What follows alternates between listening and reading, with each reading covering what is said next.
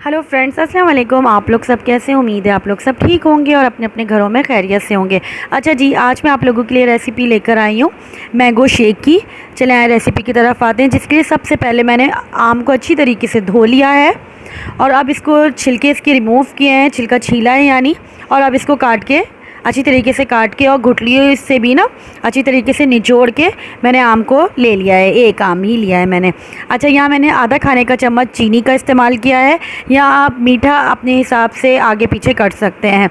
और आधा कप मैंने दूध डाला है इसमें। अब आ गई एक सीक्रेट चीज़ की बारी, जिसका नाम है रूह अफ़ज़ा।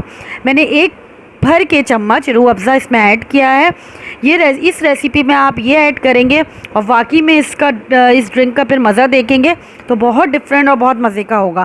खैर, अच्छा जी, इन सब चीज़ों को फिर एक जूसर में डाल के अच्छी तरीके से ग्राइंड कर लिया है।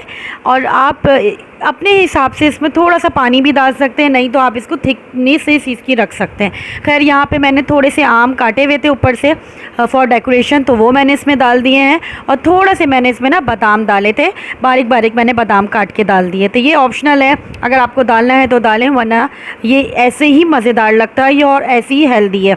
तो बस ये इस मौसम का फल है, तो इसको ज़रूर इंजॉय करें। और प्लीज़ मेरे चैनल को लाइक शेयर सब्सक्राइब कर दीजिएगा। अल्लाह हाफ़िज़।